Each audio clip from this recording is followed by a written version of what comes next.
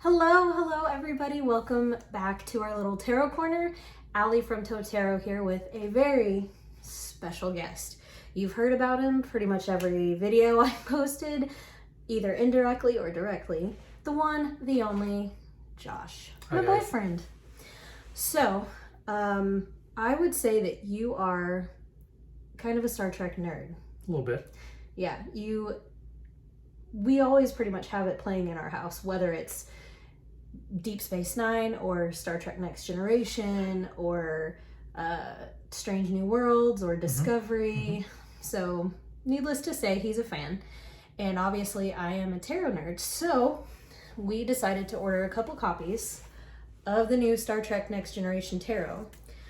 I thought I would bring you here to kind of go through the deck with me. You can provide some insight for some things that I may not know. I can kind of help you connect the dots with the things that you do know with tarot, maybe to like help you understand a little bit better. Absolutely. So let's do it. Yeah. Okie dokie. So let's dive in. I'm actually going to let you flip through, babe, just because my nails are straight jacked currently. So we actually ordered 2 of this deck. We ordered a copy for him and a copy for myself, just for him more so to collect and me obviously to collect and have, because why not? Okay, so we'll start with a little guidebook. Very nice, little thick. Show him the pages, babe. How's it look? So we've got full color for each image and card, which is really nice. Sorry, I don't want to spoil the cards, so I'm flipping through quickly. He learns. It's like he's seen a video. All right, cool. So we'll get more into that too in a minute. Now, the backs of these, I really dig. It's what is that the symbol of, babe, for those at home? So on the top and bottom, you have the front part of the saucer of the Enterprise D from Star Trek Next Generation. And then here in the middle, you have the logo of the United Federation of Planets, which, Starfleet is part of, the Enterprise is part of. Nice. Dump them. I mean, not chaotically. Sweet. All right. Let's do it. So, make sure they're center. And I'm going to zoom us in a little bit. All right. Now, babe, I'm going to walk you through YouTube 101. So when you flip, you're just going to put it over, directly next to it. If this is the card, you're gonna lay it just like that, right next to it, okay? Yes. Okay, so the Fool, who do we have here? This is Lieutenant Commander Data. And he is absolutely a fool because he knows nothing of the human world. That's not true. He does know things about humans, but... In a literal sense, he knows everything. He's a walking computer. Data's an android, and he was designed to be, people call him Pinocchio sometimes because he's, the creator's attempt at a real boy. And so I didn't even know that. Yeah. As much Star Trek as I watched with you, I did not know that. Huh. So the little bit of tarot that I do know, I know that the Fool is the card of journey, right? Tarot is the Fool's journey, right? And so in a lot of ways, Star Trek's the Next Generation is Data's journey, from being a blank slate and just being a technical, knowing things technically about the human race, but kind of growing and growing and becoming and experiencing these things on his own. Yeah. So yeah. I like that. Okay. So he's a very fitting Fool card. Yeah, I would say so. Then we have Geordi as the Magician. And he's an engineer. Yep. Geordi is the chief engineer of the Enterprise. So, yeah. So he's all about... The Magician in tarot is all about creation, kind of manifestation, bringing things all together, and he has to do that quite a lot with his creative fixes, and he basically ensures that the Starship Enterprise can run. He's got to be a miracle worker, sometimes, and he's got to make things work. Perfect. Nice. one of my faves, Counselor Troy. Mm-hmm. This is Deanna Troy. So she is, what is the name of the creature or the species that she is? She's a Betazoid. Betazoid. She's from the planet Beta Z. So they're essentially, I mean, they are human, but they just have special abilities that normal humans don't. They're empathic. It's shown a couple of different ways in the show. Sometimes she's portrayed just as straight, as an empath. Other times she can like literally read minds. So it's kind of shown a couple of different ways in the show. But yeah, very fitting for the High Priestess. She's the ship's counselor, so her, she's there to help Captain Picard like through diplomatic situations and. She's very wise. Yeah, that's kind of a trademark of the High Priestess, so that's perfect. I will say too, I like the type of imagery that we have here in the deck. Like, it's almost very photographic. It's very, very clear. Photorealistic, yeah. I like it. Thank you for that word. Yeah, that's what I meant. Sweet. And then next we have the Empress. Another one of my favorites. Dr. Crusher. Yes, Dr. Beverly Crusher. She is the ship's doctor, the chief medical officer. Yep. So the chief doctor, essentially. But she is also extremely maternal. Like, not only is she a literal mother to Wesley Crusher, her son, but she is also just a very motherly presence to all of her patients and really people on the ship. I mean, Picard sometimes goes to her kind of for that kind of wise, motherly, womanly input. Yeah, too. She more so than Counselor Troy, she kind of is like the matronly or motherly figure kind of on the crew. She literally is older than Counselor Troy, but like also in her demeanor is the more mature of the two. And kind of serves as that mother figure for. I love that. She really is one of my favorite characters on the show. She's so cool. Then next we have the Emperor, ya boy, Commander Riker. So tell us a little bit about Riker. What does he do?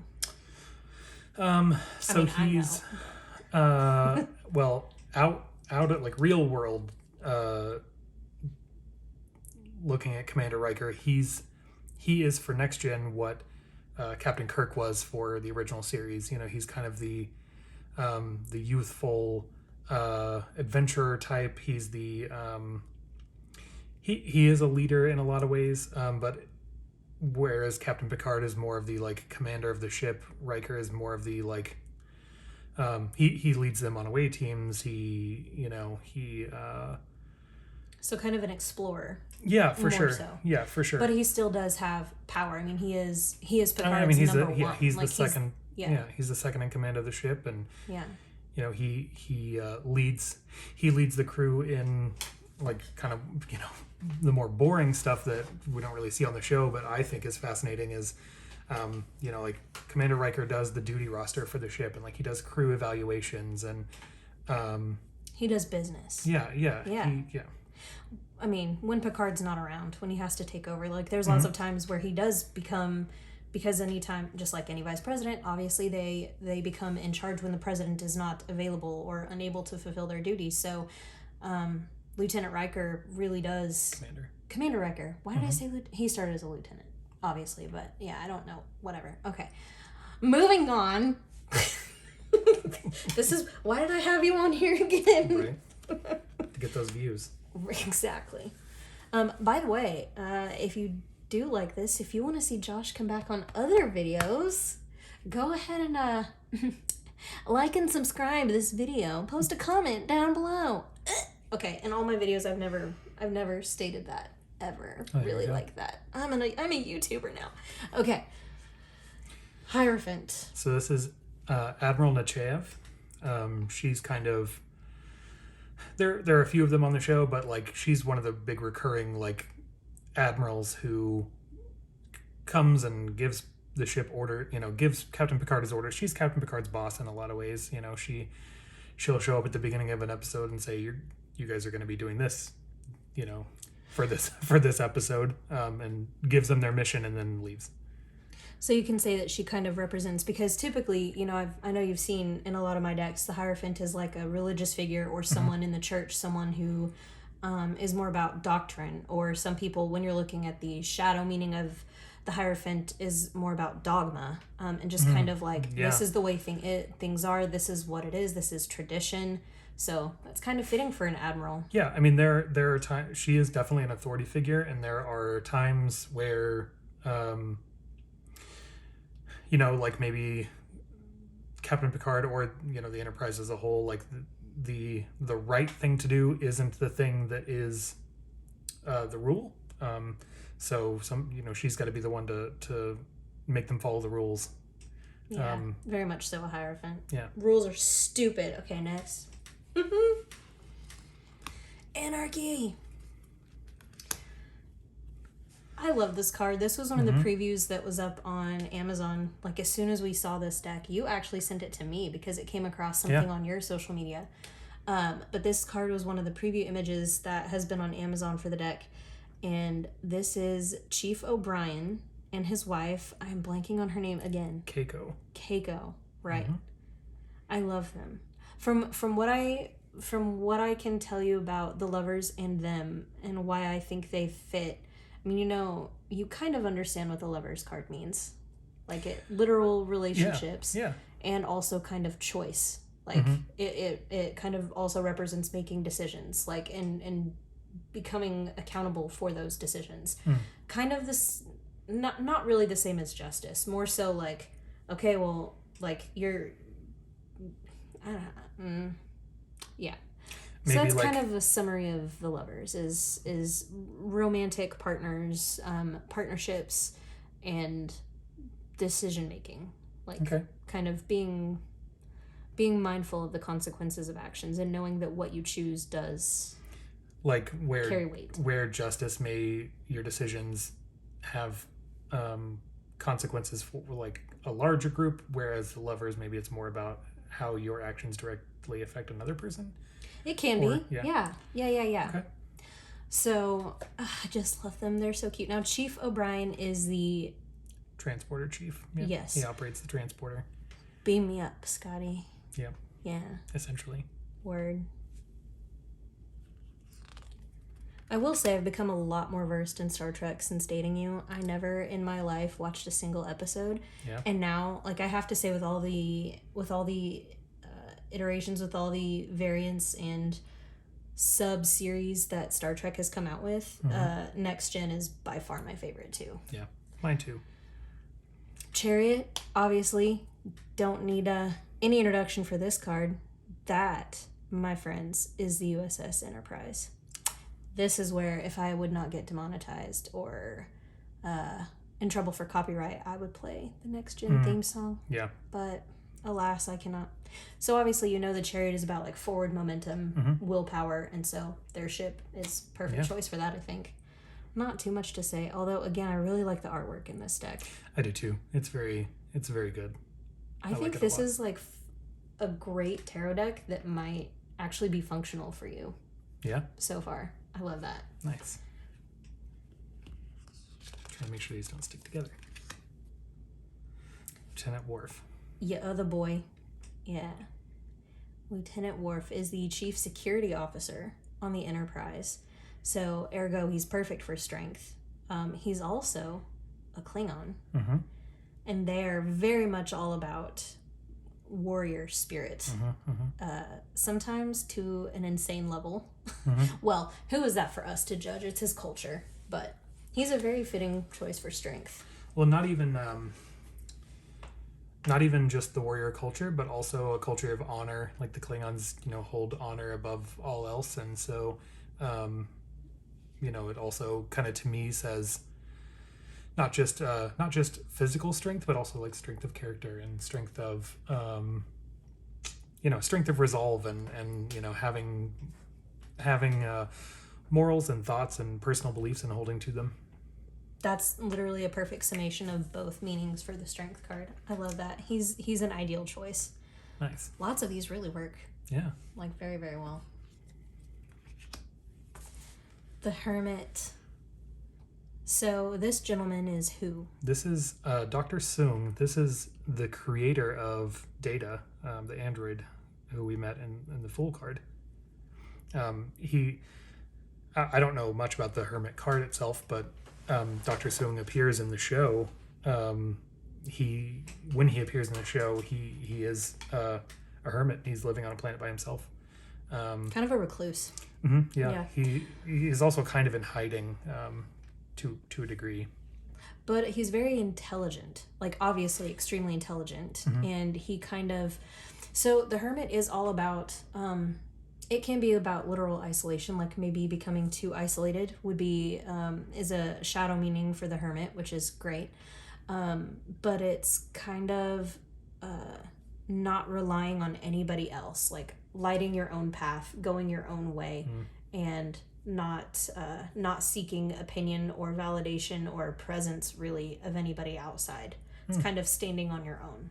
Not always in the best way, but, because like I said, it can lead to isolation, but it's, yeah. So it's kind of perfect. That kind of fits. I mean, Dr. Soong, he created he was the first one to create a fully functioning android who wasn't just a robot that, did that could do menial tasks or whatever. Like creating Data, he created a person. And he was the first one to be able to do that. And there was some kind of controversy, like we learn, throughout the course of the show and in a few different episodes, that people, didn't really necessarily want him to do it, or, do what are the moral implications of just creating an artificial life form. So yeah. I, for one, am glad that he did it, because we wouldn't have Data. Exactly. Data is the crux of the show. It really should be called the Data Show. Right. Not really, but really. The Wheel of Fortune. This is Whoopi Goldberg from Whoopi Goldberg from Sister Act. Hallelujah. So this is Gainan, and she is ye friendly old bartender on the Enterprise. She is, what is her species again? She is an El-Orian. El-Orian. So she is literally able to go back and forth in time, or to see time, right? She doesn't time travel per se, but like she's kind of all knowing. Yeah. Like she sees fates, she sees timelines play out. Yeah, the El-Orians kind of interact with time in a different way. I guess that's the best way to describe it. They don't literally describe it in the show really at all. It's one of those things that's sort of left to mystery, which I like. But yeah, the best way to describe it is they interact with time in a different way. So she experiences time different than us, and she's very, very wise. She's a confidant for Captain Picard a lot of the time. She's someone that he goes to for advice and direction. So I would say that she's a great choice for the Wheel of Fortune. Kind of, part of the wheel of fate. Like sometimes you're up, sometimes you're down. She's also kind of on the backside of her character, she is an inspirational person. Like she's a listening ear, like to people who come. They come to her to celebrate their biggest victories. They come to her when they're the most depressed they've ever been. Wharf gets his prune juice because it's the drink of warriors, if you didn't know. And so she's I love it. She's great. There's lots of facets to why she's a great Wheel of Fortune card. Shout out to, so this is Inside Editions, and I'm going to take a peek in the guidebook. So Tori Schaefer wrote it and Nikki Barkla illustrated it. I don't know either of those people, but shout out to these creators who decided on these characters. So far, I'm not upset about a single one. Yeah, no, they all pretty much make sense to me. Let's see what's next here. Justice. Again, this is where I would love to play the Star Trek theme song, but I cannot. So this, ladies and gentlemen, boys and girls, tarot tubers and tarot fans and YouTube watchers and Star Trek fans alike, I present to you Captain Jean-Luc Picard of the USS Enterprise. He's our captain. He's our leader. He's got to make the heavy decisions that do play out in consequences. Like, he's got to balance the good and the bad. He makes the decisions whether or not to risk a mission or to make the hard decision to potentially risk his crew in order to save this planet from destruction. Like, he makes those hard decisions. He's got to weigh and consider all of these things. And he acts with morals for the most part. Yeah, I would say he always acts with morals, whether or not, like I said earlier, whether or not he's actually following the rules or breaking them is a different story. But yeah, he is the moral center of the show, and there's even there are a couple of episodes, but namely like one early on in this series called Measure of a Man, and it's Commander Data. Starfleet comes and says, we're taking Data and we're going to take him apart and study him and make more of him. And he said, "Hello." Yeah, it's the episode is kind of a courtroom drama where Captain Picard has to like argue and talk about Data's right versus wrong. Yeah, and Data's personhood and like prove that Data is a person. He's not a thing. And so yeah, like helping Data bring that justice and balancing the scale back from saying he's a toaster versus he's an actual person. He's a toaster. Yeah, long and short, we love us some Captain Picard. So here we have the Hangman. I don't think I know who this is at all. This is Lieutenant Reginald Barclay. Lieutenant Reginald Barclay. Barclay is the Enterprise's resident eccentric. He's perfect for the Hangman. He's the weird guy in the office, so he's always up to some shenanigans. He's all like the card has him depicted on the holodeck here, and he I think it's his first episode where he's being counseled by Counselor Troy about being addicted to the holodeck. The holodeck, for those of you who don't know, is like a virtual reality area for the crew to go for recreation. And so like you walk into this room, you do a little beep boop boop boop beep, and you're on the beach. Yeah. It's them. They don't have TV. They have the holodeck, and they go. They go gallivant, interact with it, and play parts. And it's the holodeck is very cool. We would all be Barclay if Star Trek were a thing. Like if we lived in Star Trek, we would all be Barclay because we would just be on the holodeck and never do anything else. So he's kind of got a different perspective than everybody else. He sees reality different than everybody else. Yeah. Well, that fits for the Hangman. It's all kind of about suspension, like looking at things from a different point of view maybe, or about kind of like pausing and considering, which doesn't sound like he does a lot of, but it's all about perspective. So his perspective is a little different. Well, so he fits. It kind of does. Sometimes the episodes he appears in, his eccentricities sometimes gets the ship into trouble, but it also a lot of times he's the one to help them get out of it by having this different perspective. He saves the day pretty much in every episode he's in, but kind of from an unorthodox way. Unorthodox. That's actually a really great keyword for the Hangman too. So that's perfect.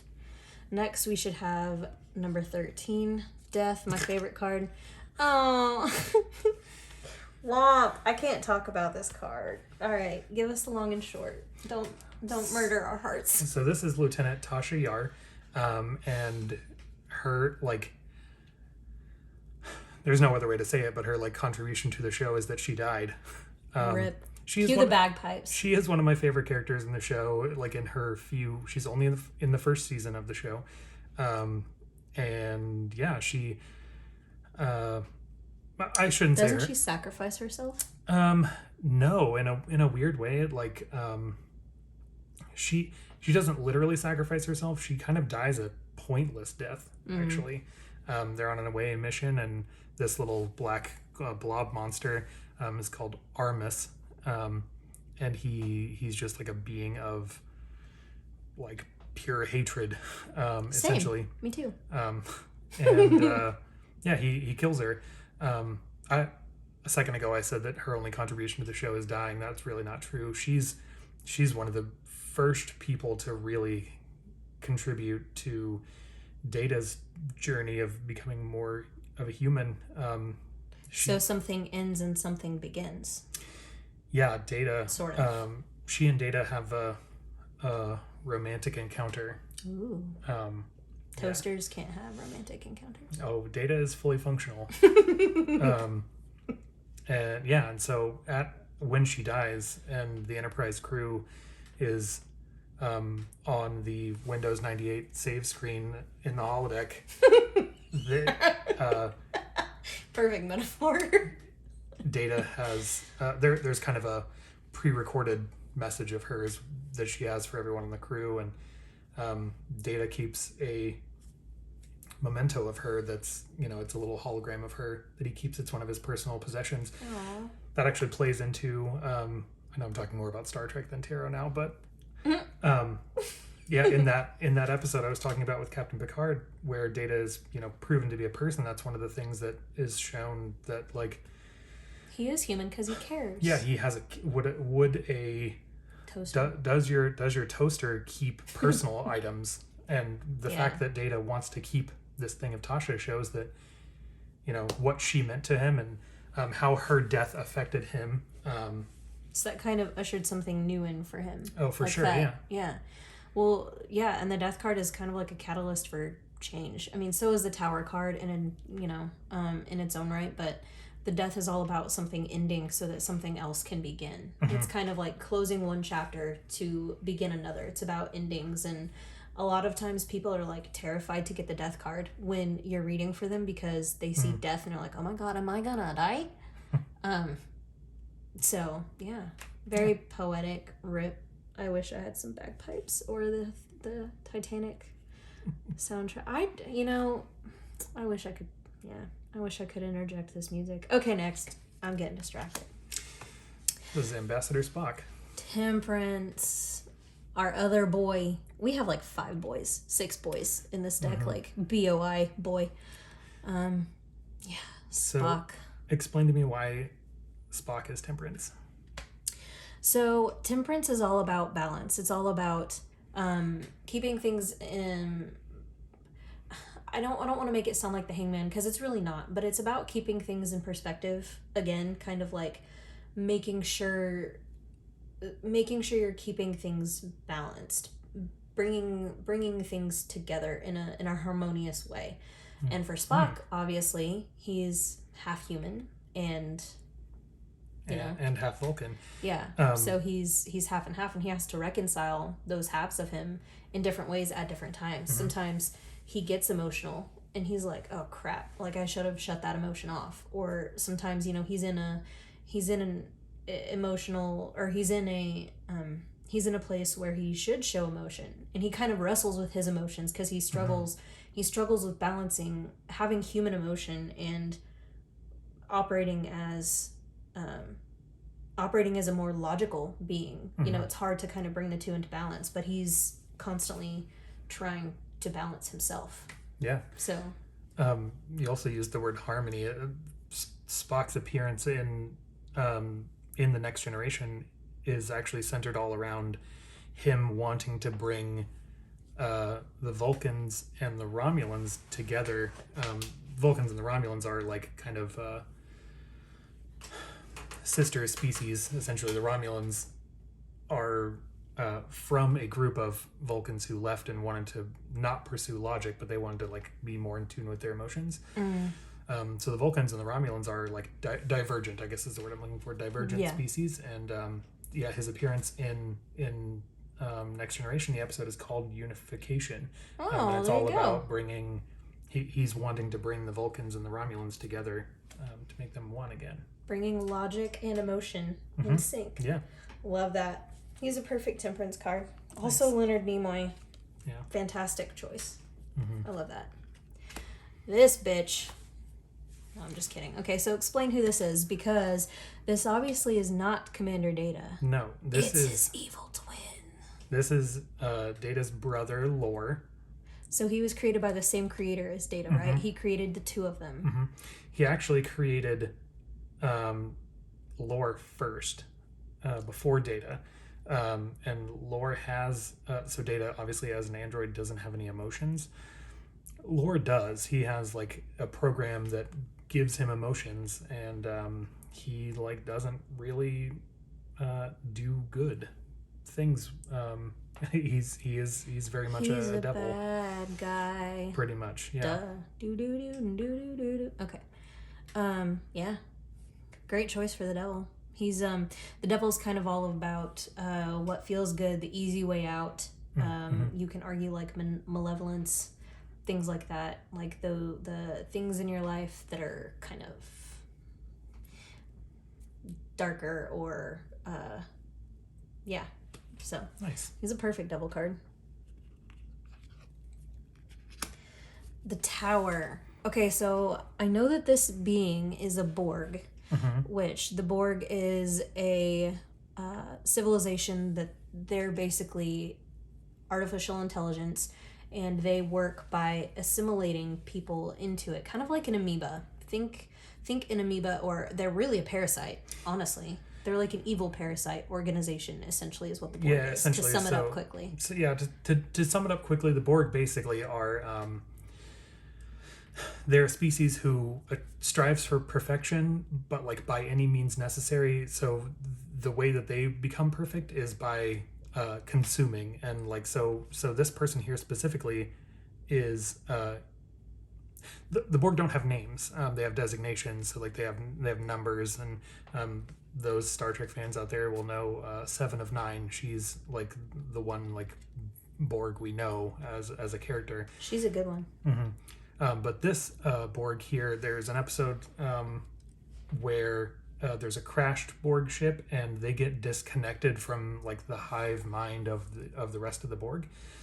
So this Borg here slowly gets his individualism back, and he like has a name. He's the first Borg to like have a name of his own. So he becomes Hugh, and Hugh eventually gets sent back to the Borg. It's another classic episode of Picard having to do the right thing versus the thing he wants, and Picard wants revenge on the Borg for things that they've done to him in the past, but ultimately he does the moral thing and doesn't kill Hugh and sends Hugh back to the Borg. But what Hugh takes back with him is that individualism, and it kind of is a virus to the Borg, and other Borg who kind of come in contact with Hugh start to find their own identity, and they kind of like break off from the rest of the collective. So definitely a catalyst for change. Oh yeah. So I wanted to look up in the guidebook this one, because again I didn't understand how. I mean I understand how the Borg TM ties into being the Tower. It could have been anybody, but specifically why they pictured Hugh, I wanted to find out. And it says here, when Hugh of Borg is brought aboard the Enterprise, he believes that the Borg collective is the perfect way to exist, and that every being in the universe wants to be assimilated into it. But exposure to the independent minds of the crew and separation from the collective combine to shatter that worldview, leaving him lost and confused. So, yeah. So it's because he specifically inspired breaking off from the Borg. It's because he broke off from the Borg that it kind of fits that he's the Tower. Yeah. So I like that. Yeah. Wesley Crusher. He's our little star. Yeah, explain to me the star. I don't know the star. So the star is all about it's all about hope. It's about optimism. It's about looking to the future, positivity. It's just like you see a star, you make a wish. Like you've got a really positive outlook. You're excited. It's about optimism, looking up. Yeah, basically. So Wesley, at the beginning of the series is a kid. I mean, he's a kid the whole time, but he's on the Enterprise, and he's a teenager, and he's on a spaceship and getting to go do all these cool things, and he kind of, in a lot of ways, Wesley is us as the viewer. How cool is it that I get to be on this starship? Yeah. And do these things, and he also wants to move up. and like Yeah. to grow within Starfleet. Like this is kind of all he's ever dreamed of. So he's a hard worker. He's constantly wanting to be better, and yeah. Perfect star. And here we have the moon. Who do we have here? So this is Ro Laren. Ro Laren.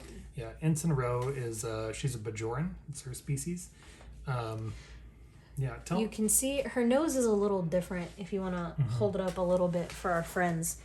Bajorans look very human, but you can see on her nose they've got these little wrinkles that kind of distinguish them from literal perfect humans. So they're a humanoid species. But anyway, I'm sorry, what were you saying? Well, I was going to just have you tell me a little bit about the moon. So the moon is all about the hidden things. What is secret, what is dark, kind of what is in your subconscious. And also it's about intuition, following that deep sense. Kind of so is the High Priestess in a way, is intuition. But whereas the High Priestess is more about connecting into the liminal space, being very empathetic, seeing the unseen. The moon is kind of like facing that. It's about your deep nature, becoming familiar with it and understanding what lies in the shadows, kind of. So, Ensign Ro, her species, the Bajorans, they're persecuted. There's a whole kind of Holocaust analogy with the Bajorans and another species called the Cardassians. She kind of, her journey throughout the show is actually leaving Starfleet to go be with her people and help them, in their, rebuilding after this travesty that's been, brought upon their race.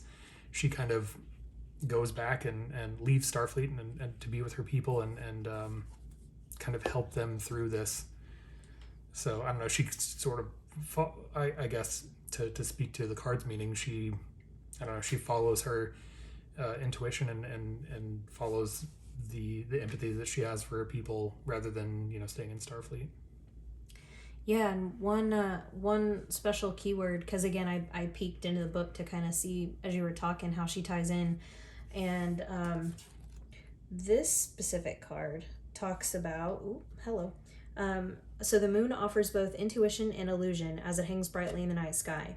Some are freed by its light while others are trapped within its mystery. While Ensign Ro Laren arrives on the Enterprise, she is also caught between two worlds. Powerless to protect her homeworld, Bajor, from the occupying Cardassians, she blames the Federation for not doing more to help. The resulting frustration has left her both directionless and resentful. So her upright meaning, according to the guidebook, skeptical of authority, Ro is torn between her love for her people and her oath to Starfleet. You also feel lost and anxious as your intuition has led you down a path filled with hidden perils and unknown foes. Open your eyes to those who may be deceiving you and realize that sometimes we deceive ourselves. Yeah. So that does work then. Nice. Yeah, makes sense. Let's see who's on the sun card. We're having way too much fun. I hope that the minors are quicker because we're like 37 minutes in. I'll try to be more concise. You knew what you signed up for though, kids. You didn't. I did. All right. Anyway, so we have the sun. So this is Counselor Troy's mom. Who is Counselor Troy in? What card was she? Counselor Troy was the Empress? No, she was the High Priestess. Yeah, Counselor Troy was the High Priestess. So that's her mom. Yeah. Okay. So this is Loxana Troy. She's Counselor Troy's overbearing mom. And boy, is she some sparkly sunshine. Isn't she kind of, from what I remember, she's kind of flashy and over bubbly and like, oh, why don't you wear this lovely dress, honey? Yeah. She's, like, she's that eternal, like, everything is great. Everything is wonderful. You don't need to worry about anything. Yeah. Wears lots of jewelry. She's royalty on her planet. She has a servant, not a servant. She has a guy who travels with her as a kind of an attaché, and she's very opulent and bright, happy. Yeah. She does truly bring happiness. It's not she's never fake or she may be overbearing, but it's just because she has so much joy and optimism, and that's perfect for what the sun represents. So love her for that. We love her. We love a good ma. We do. Ooh, this could not be more perfect. So this is Q. This is Q. Specifically, Q in his judge's robes. Oh, on the judgment card. So Q's first appearance and his last appearance in the show are all about, I guess technically every appearance, but the first and the last appearance of the show is the first episode and the last episode of the show. And it's all about Q's, he's put humanity on trial, and he's chosen Captain Picard and the crew of the Enterprise to be examples of humanity. What humanity is. So the Q, they're kind of this omnipotent race who, they can snap their fingers and make anything happen. He's a Thanos. Yeah, essentially. Yeah. He's an all-powerful being, and kind of just plays with humanity as a for a laugh. Yeah.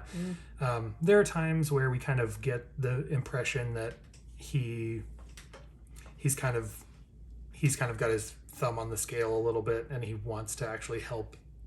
He's given the assignment of judging humanity, but he wants the Enterprise and Captain Picard to do well. But overall, that the sort of the journey with the show, the one thing that Q says when he puts humanity on trial in the first episode, and they kind of go through, that's how the episode goes. And then in the last episode of the series, when he shows up again in this courtroom, and Picard says, what am I doing here? We settled this, and Q says the trial never ends. So we're always, what a metaphor for life. So it kind of just shows that we're always being judged, and he's always judging humanities. We're always being judged. Also, he pops in and out too throughout the series in short little blips. He's kind of like a poltergeist personality. He comes in just to screw with Picard. Oh yeah, for sure. So he's a little bit of levity comedy too for the for the show. Yeah, his first and last appearance are pretty serious, but all of his other appearances are it's just funny. Yeah, he's just coming to screw them. Comedic relief a little bit. Yeah. Okay, so that was the major. Oh no! Oh my God! The most important card. Not the most important card, but a very, very, very important card in the major arcana, the world. So, to tie up our major arcana here, the world is completion of a journey. It's everything coming full circle. It's the end of whatever particular journey you're on. So it's kind of fitting in one way. The world never stops turning, the world never stops spinning, and it's kind of fitting that there's a galaxy here, because they're the mission of the Enterprise is to explore strange new worlds and boldly go where no one has gone before, and it never ends. There's endless space. So that's the world card. Yeah. Heck yeah, man. Nice. That perfectly wraps up the major arcana. I'm here for that. Yeah. Yeah. That was pretty cool. I liked all of those, really. I did too. And see, again, I really think that you're so knowledgeable about these characters already and what they are and who they are and what they represent, that I think this will be your first completely tailored to you functional tarot deck. If you ever decide to learn tarot, this will be the one for you, I think. Yeah. All right. So now we're going to get into the minor arcana. And it looks like we're going to start with cloaks, which I don't know what the suits are in this deck. Okay, so it looks like in this case of the decks, in the case of this deck, those are cloaks, Latinum, bat'leths, and starships. So those are the suits. Okay, here you go. For the tarot initiated among you, may know them better as the traditional wands. So I guess the cloaks are wands. Okay. Latinum is coins, which makes sense. Bat'leths are swords, also makes sense. And then starships, which are cups. So, yeah. Cool. So the suit of cloaks represents adventure, ingenuity, and revelations. The members of its court, represented by the Romulans, which we see here, are fearless and vehement. This suit corresponds with the element fire. So yeah, let's go ahead and lay out the court. Because I'm assuming, if you want to go past the courts, I'm assuming that this deck, being inside editions, is going to be pips. So take a quick sneak peek and see if we've got pips here. Let's see what they look like. Yeah, they're gonna be pippish. Okay, so we'll kind of go through those once we're done with the courts. But dang it, inside editions, come on, meow. More pips. That's okay. All right, we'll roll with it. So here is our court of cloaks. So who do we have? Let's start with the page. So the page and the knight, I'm not 100% sure who they are. They're probably like one or two appearance characters. Well, let's look it up. So we have the page, which is Selak, probably.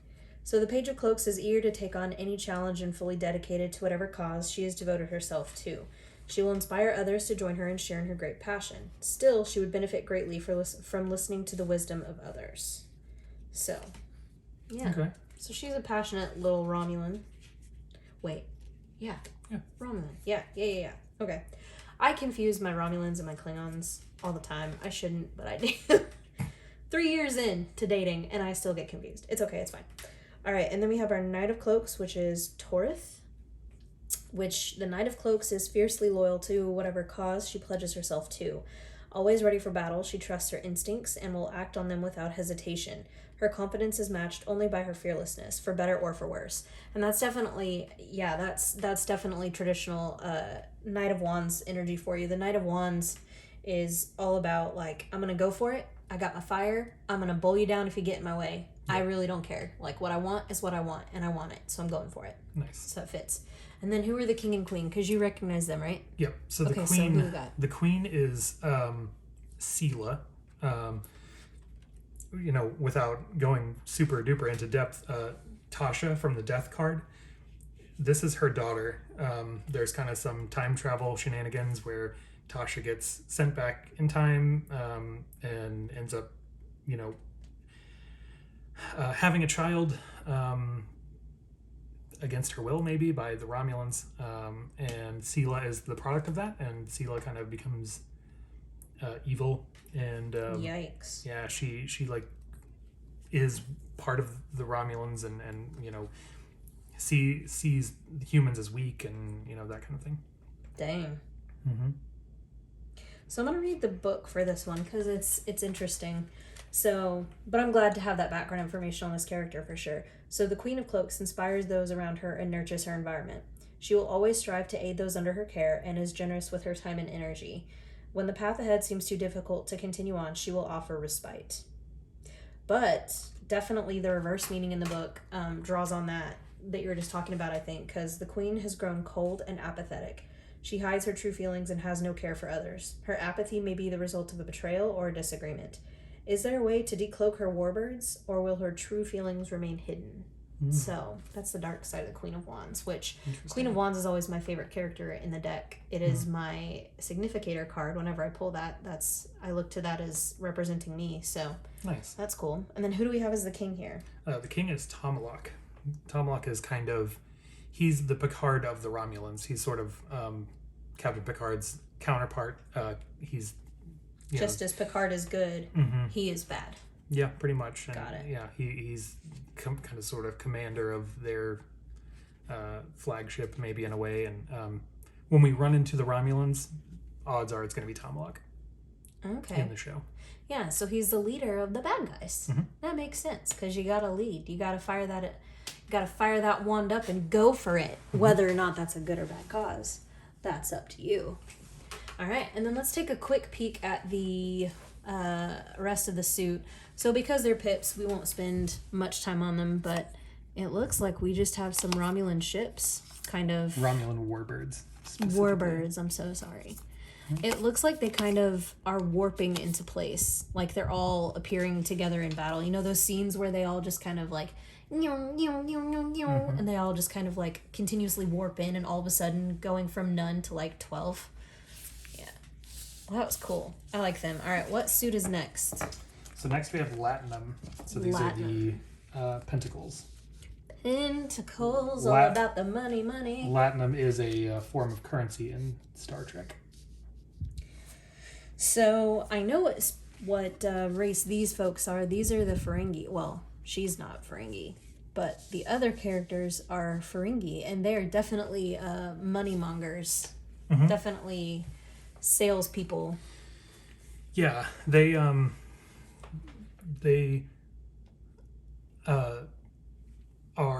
they're in conquest of profit above all.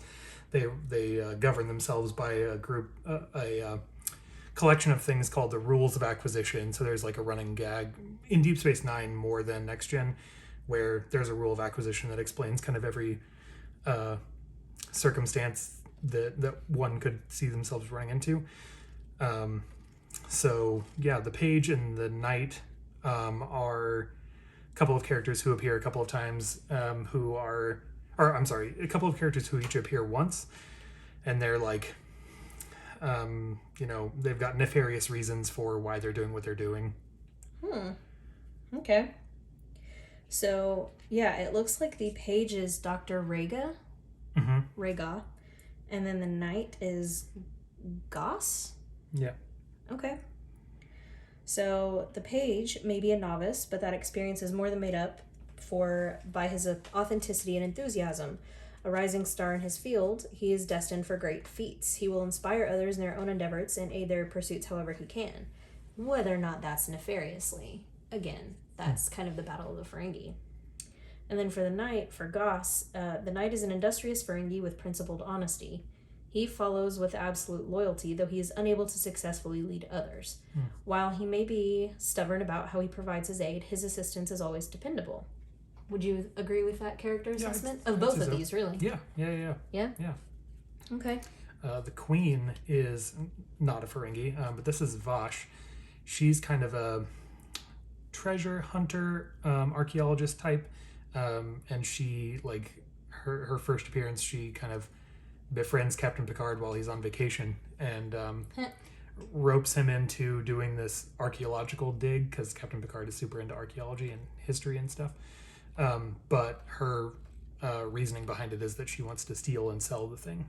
Well, yeah, because the Queen of Pentacles is all about having those resources. Mm-hmm. But usually we see the Queen of Pentacles being very generous with the things that she has. Like, she has all the resources. She's made it. She's comfortable. She's got all this stuff.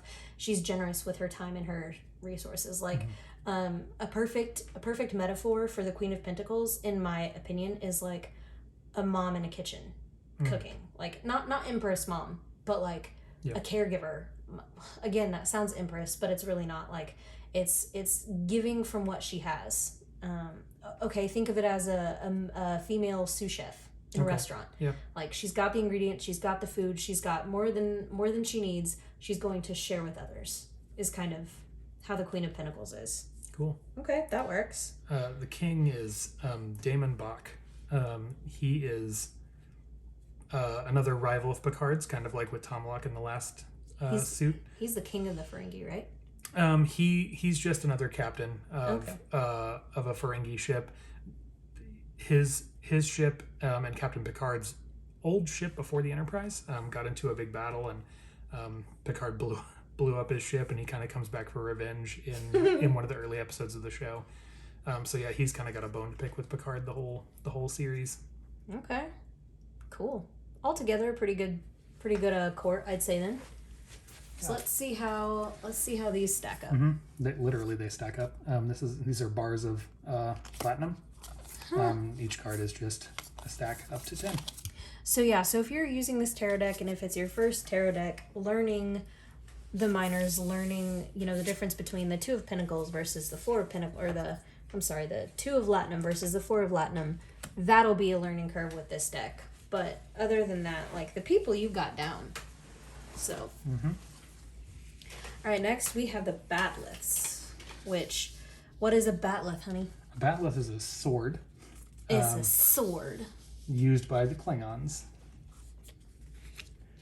And In battle. That is a bat'leth. Spoiler alert.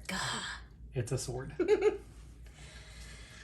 Okay, so I recognize the king and the queen and the knight, and, well, I guess really technically I recognize all of them. Actually, you know what? I don't recognize the queen. I lied. I recognize the knight. I don't know who the queen is. Okay, so let's start with the page. So the page is, well, let's start the other way. Okay. We're going to start with... taking command of the video. I'm just kidding. The king of bat'leth is Chancellor Gowron. Gowron. Sounds like French. Gowron.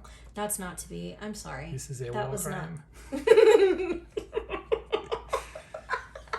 That was not meant to be insensitive to any viewers who are of French descent who speak French. For some reason, it just reminds me of something in a French accent. That is all. I think the French language is beautiful. Ignore me. Carry on. Okay, here we go. So Gowron becomes the Chancellor of the Klingon High Council. So he's their leader. He gets put in place actually by Captain Picard. It's a kind of, I won't go super in depth, but Gowron becomes the new leader after the death of the old Chancellor. So the King of Swords, typically in a tarot deck, is very strategic. He's a decision maker. He leads with an iron sword. This is what we're doing. This is how we're gonna do it, and I know exactly how we're gonna get it. Nice. It's a very strategic king. Yeah. Nice. Strategic and calculating. Yeah. The Queen is the only one that I don't recognize offhand. So it looks like that's Kurak? Kurak? Do you recognize that name? No. Okay. So let's read this one. So the Queen of bat'leth may seem callous, but this is only because she seeks not but the absolute truth. Her eyes are sharp as a Dakog's blade. Datog. It's a knife. It's a Klingon knife. Okay, there you go. See, this is why I have you here. Dakog's blade, cutting to the heart of any matter. Her advice is always brutally honest and maybe hard for some to hear. So I guess... I think she's a scientist who appeared in a particular episode, actually with one of the Ferengi that was on the other card. Oh. I think she's from that episode. Okay, that makes sense. I always kind of think of the, as a Queen of Swords as a Hispanic mom, who's about to throw her chunklet at you. Okay. Mija, what did I say? What did I say? What did I tell you? And now you're going to go against me and do it anyway? You stupid. That kind of energy. I told you what to do. Yeah. This is not time to be stupid. Be smart about this. It's not leading with your heart the Queen of Cups. It's more Yeah. A strict maternal energy kind of. Okay. And then who's our knight? I know the knight. I don't know the name, but I know the face. Ambassador Kalar. Kalar is she's Wharf's girl. They don't get married or anything, but they kind of have a dalliance on the ship, and dalliance. Yeah, and so she's half human actually, and she's kind of more in touch with her human side than Wharf is. She is. With Wharf having been raised by humans, he kind of is a man on an island that way, but she kind of mocks Wharf for his adherence to honor in a lot of ways, and she sort of brings some levity to Wharf. Okay, so let's see how they tie her into the Knight of Swords, because really typically the Knight of Swords is I think of it going kind of acting on impulse, almost you're speaking too quickly. You're not thinking before you speak. You're not really thinking before. Whereas the Knight of Wands might be think before you leap, as a cautionary tale. The Knight of Swords is think before you speak. Don't be so impulsive. So that is one thing that she is half human, but she's also half Klingon, and so she sort of gives into some of her Klingon rage and tendencies sometimes. So sometimes she does speak before she thinks. But she is always very confident though. Oh yeah, which that's sure. A major thing for Knight of Swords too, because it says the Knight of bat'leth is passionate and fearless, seizing every opportunity without hesitation. So again, they can have a tendency to kind of rush into things. She's proud of what she believes in, voicing her opinion strongly and often, mocking Wharf. When others hesitate, they should look to her confidence as a shining example. I kind of agree. Yeah. She is a badass Klingon, able to like carry it out and, you know, do what you got to do. She definitely stands for what she believes in, but she's also, you know, she's not afraid to tell him when he's wrong. Yeah. So, very Knight of Swords. Okay, and who's our sweet little page? Our page is the product of that dalliance between Worf and Kalar. This is Alexander. Let's bring up Worf. Let's make the family. It's Worf and Kalar's son. We are family. Do do do do do do. I got all my babies with me. I don't know why that was necessary, but it was. Okay, so these are the three characters we're talking about. So these two got together and had this little guy. All right, tell us more about Alexander. So Alexander is, he's a product of two separate worlds, really. Worf is a Klingon who was raised by humans, and Kalar is a half human, half Klingon who was raised by, a Klingon. Yeah. And so Alexander is kind of they kind of follow what they weren't raised by, almost in a way. Yeah, and Alexander is even different than that because he's raised by Kalar for the first few years of his life. Worf doesn't even know that he exists. Classic baby daddy. And then Kalar dies, and Alexander comes to live with Worf, and it kind of is some, there's some struggles there. So yeah. So I think it's fitting because I'm reading the guidebook here again, and it seems really fitting for him. So it says, the Page of Badless has an open mind and an open heart and seeks new truths and greater understanding. He is open to all possibilities, though his curiosity is hindered by his inexperience. He will require the wisdom of others as he faces new challenges. So it's like his coming to who you are. He's figuring out. He's literally a child, and he comes to live on the Enterprise, and there are a lot of scenes in different episodes where it's about him learning and growing, not just as not even a Klingon on a human dominated ship, but just as a person learning to be a person and growing as a person. So I like that. Yeah. Okay.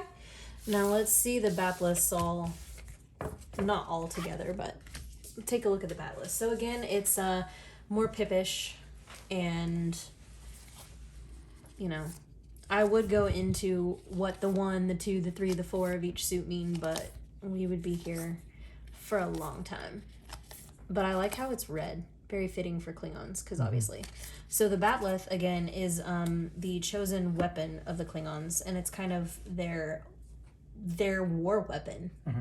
So, the lightsabers in Star Wars, which I know we don't talk about that in this house, but I mean, same kind of thing. Mm-hmm. That's their weapon. Yeah, it's a cultural thing too. Right on. All right, and our last suit will be these starships, which I guess equates to cups in this deck. Which you said something earlier, and I really liked it. As to why it fit with cups, you said, well, starships are vessels, right? Which vessels is another synonym for cup. So look at that brain. Yeah.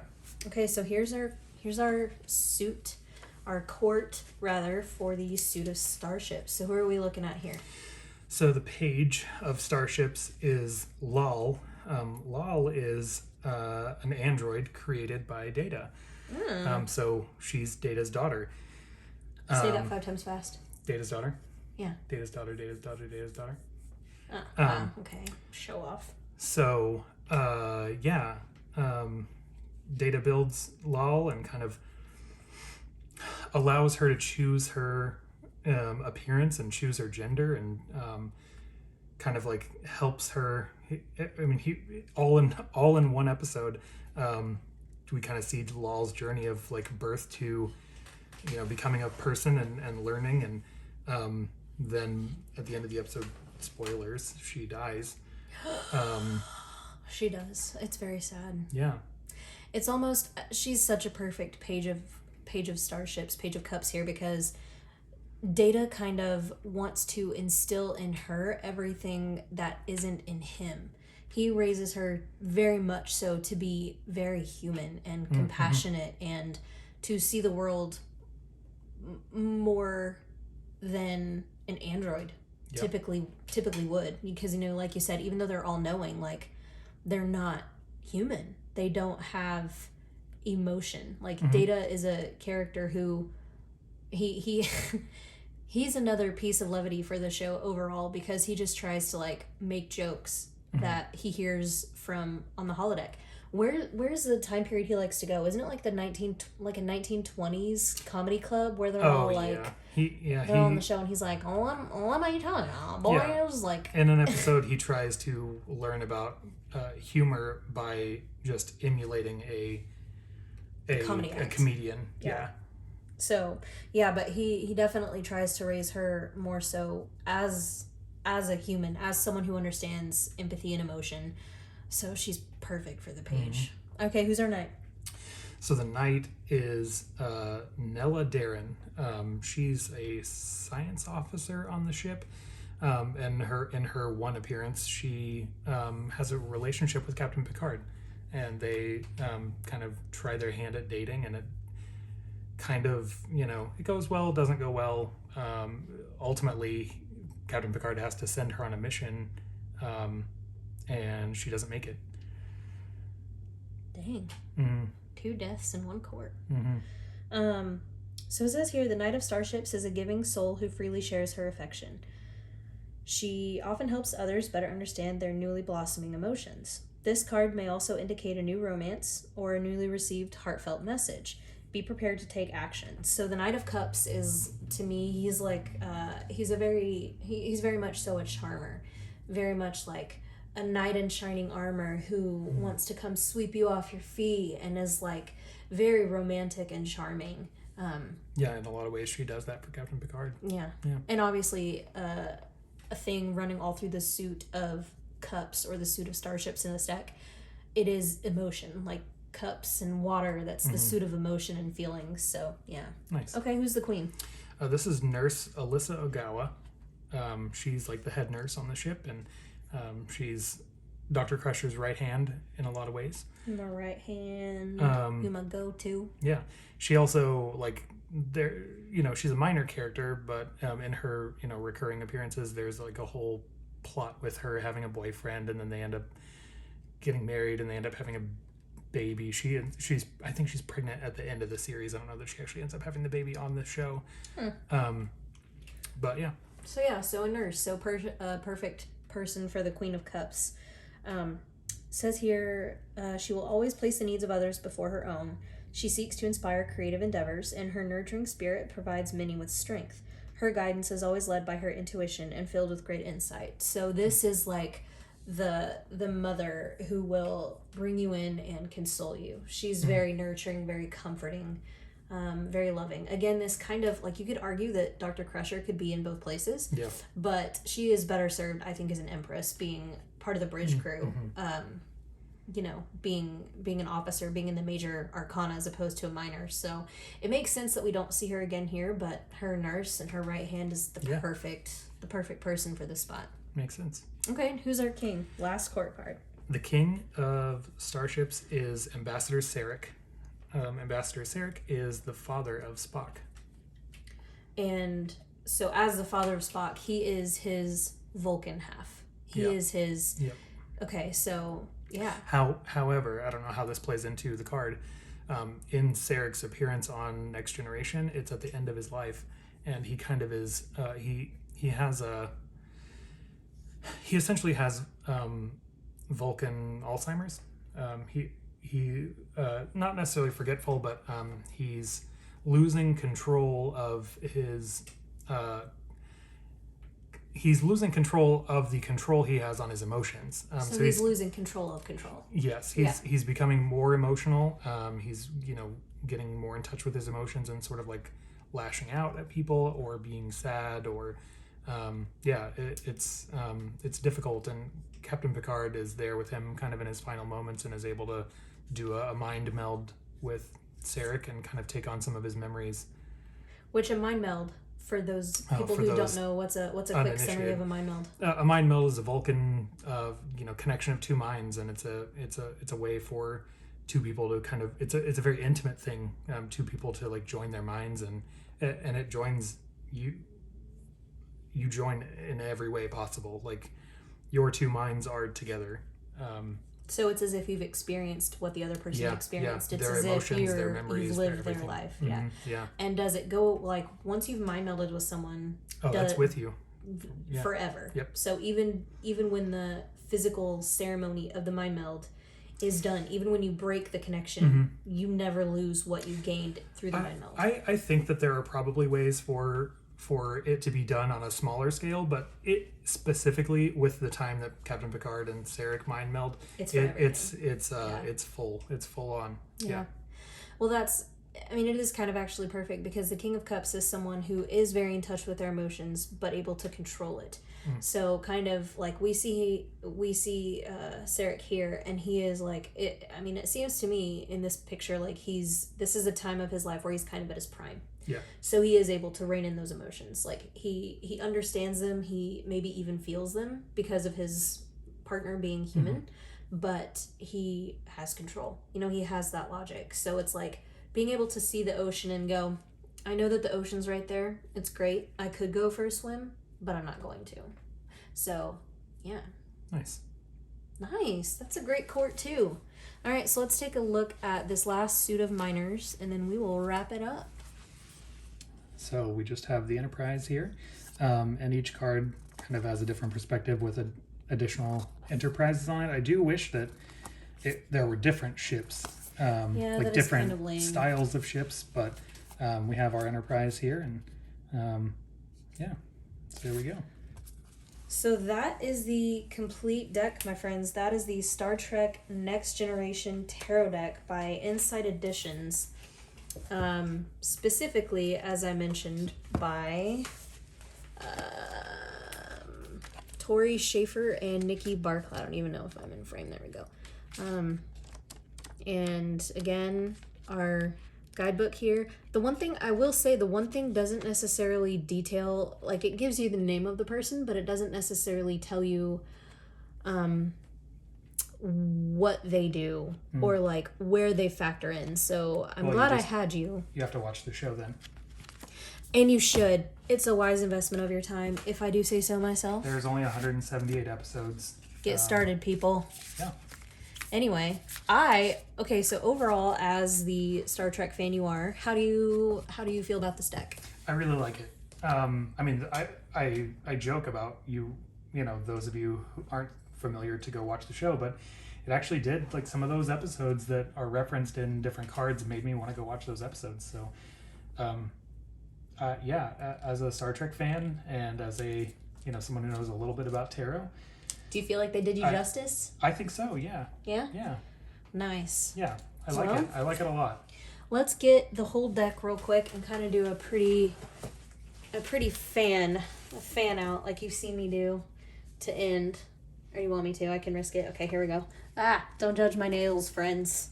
All right, so let's see. So the one thing I will say, this cardstock too, we didn't really go into detail about it. Let me zoom out at this point. One thing about this cardstock is it is similar to the Disney Villains Tarot, if you can see that, or any Insight Editions deck. It is soft and rose petally and plasticky, very easy to bend, very easy to riffle.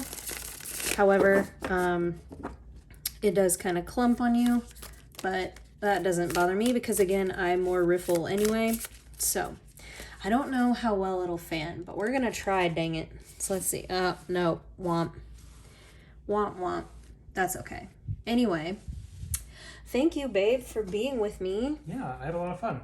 Thank you all as well for watching this video. I hope you enjoyed it. Thank you for hanging out with us for this little over an hour tonight as we went through the Star Trek Next Generation Tarot. And yeah, until next time, bye guys. Bye.